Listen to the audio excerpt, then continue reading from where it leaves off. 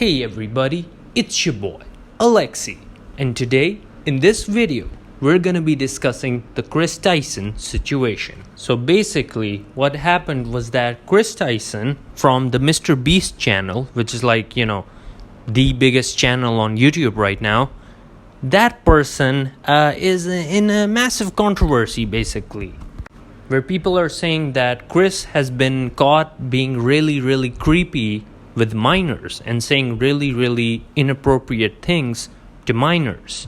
And the major thing that came out was that a whole bunch of messages from a Discord server where Kris was active and talking to people, those messages came out.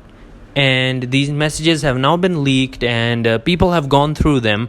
And I'm just gonna go through some of the more damning messed up ones, okay? So in this one, we have Kris the Meme God. That's his name right there in the Discord server. And he said, "She's only 14? Damn." And then there's an attachment. Okay, now obviously this attachment has to be a picture. This is insane. At this point, keep in mind, this isn't from so long ago that Kris was like a kid back then or something, he himself was a minor or something. You can see it's 3rd March 18. So it's not that long ago when you think about it. And this is some insane stuff, basically just being a gooner basically, and saying that about a 14-year-old, and then most likely a picture being used as the attachment. And damn dude, look at this final message in this screenshot. "If she's 14, I'm 14. Hell nah. We got the Drake MFs out here, bruh. This is insane. And you can see another weird message in the middle that's 16 and legal in some states. Damn, bro, MFs be going through the law to see what's the minimum legal age and stuff. Bro, this is insane. Now, before I continue the video, I just want to pause and say that if you subscribe, I'm gonna give you a shout out in the next video. This is a thing on my channel. If you subscribe and you leave a comment saying I subscribed, then in the next video I'm gonna give you a shout out. So for today's shout out, I'd like to give a shout out to the person on screen, Ernie Ebler. Thanks for subscribing, and it means a lot. And then here in this picture, you can see how Kris the Meme God, he shared a link to shadbase.com. And if you don't know, this is the site of the notorious artist Shadman.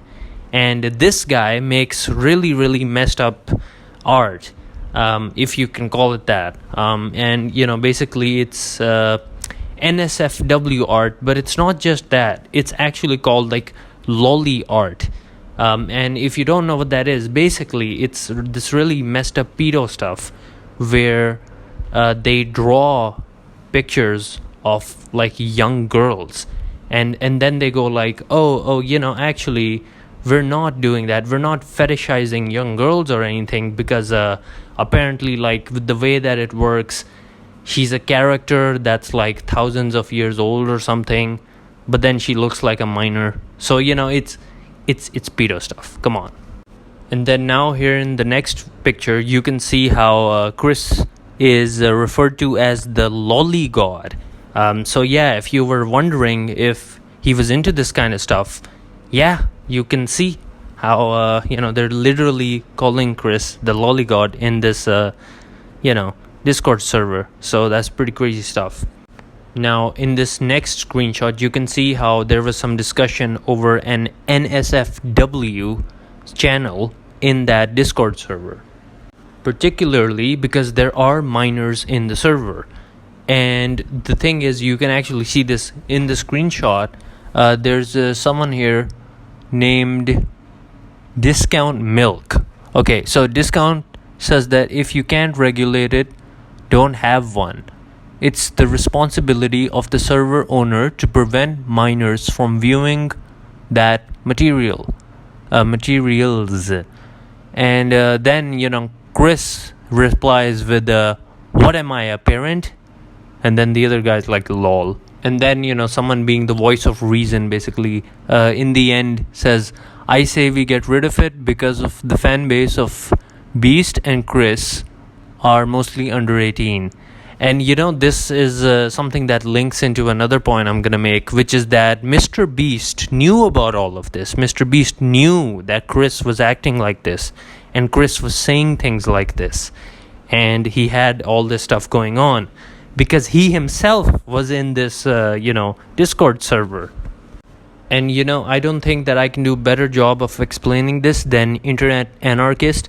So I'm just gonna show you a clip of his video, and he's gonna explain this. So watch this.